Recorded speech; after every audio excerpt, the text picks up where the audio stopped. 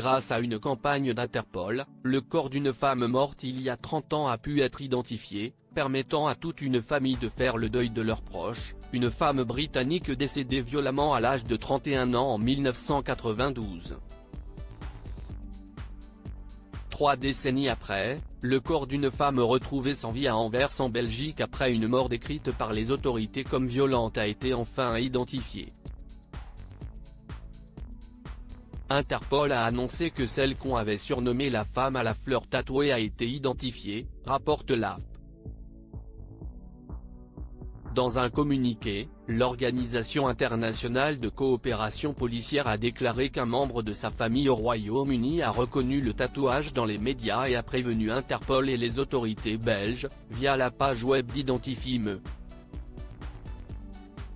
Cette fleur noire tatouée sur son avant-bras gauche, avec des feuilles vert terniques inscrites en dessous a donc permis à ce que l'on puisse reconnaître à qui ce corps sans vie appartenait. Ses proches se sont ensuite déplacés en Belgique et l'ont formellement identifié, précise Interpol. Cette campagne inédite, lancée par Interpol en mai, fait appel au grand public pour aider à identifier les corps de 22 femmes retrouvées sur plusieurs décennies en Allemagne, Belgique et aux Pays-Bas, dont celui de Rita Roberts, et faire avancer les enquêtes sur ces cols de cases. Concrètement, Interpol publie sur son site internet et ses réseaux sociaux une sélection d'informations jusqu'alors réservées à usage interne et contenues dans ses notices noires, dédiées à l'identification des restes humains.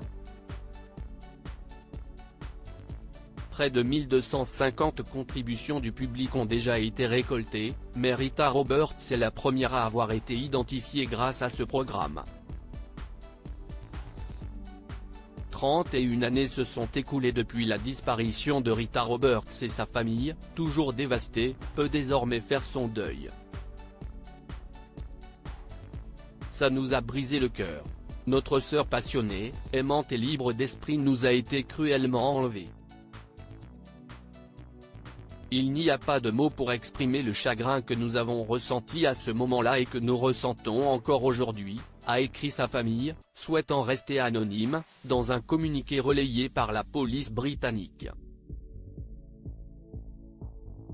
Même si la nouvelle a été extrêmement dure à accepter, nous sommes très reconnaissants de savoir ce qui est arrivé à Rita, poursuit-elle. Elle était solaire et partout où elle allait, elle était l'âme et la vie même. Nous espérons, où qu'elle soit aujourd'hui, qu'elle est en paix. La police enquête désormais sur les circonstances exactes de la mort de Rita Roberts en 1992. Rita Roberts avait quitté Cardiff au pays de Galles pour se rendre à Anvers. Elle aurait également séjourné aux Pays-Bas. La jeune femme, de corpulence robuste pour environ 1,70 m, avait envoyé une carte postale à sa famille au mois de mai 1992, ce qui restera comme le dernier signe de vie qu'elle a envoyé à ses proches. Les autorités belges sollicitent le grand public désormais pour éclaircir les circonstances de sa mort. Toute information d'une personne qui aurait croisé cette trentenaire de corpulence robuste, mesurant 1,70 m et habillée d'un t-shirt bleu foncé, mauve et vert clair, d'un pantalon de sport et de chaussures de randonnée peut être communiquée via le formulaire sur le site d'Interpol, selon son communiqué.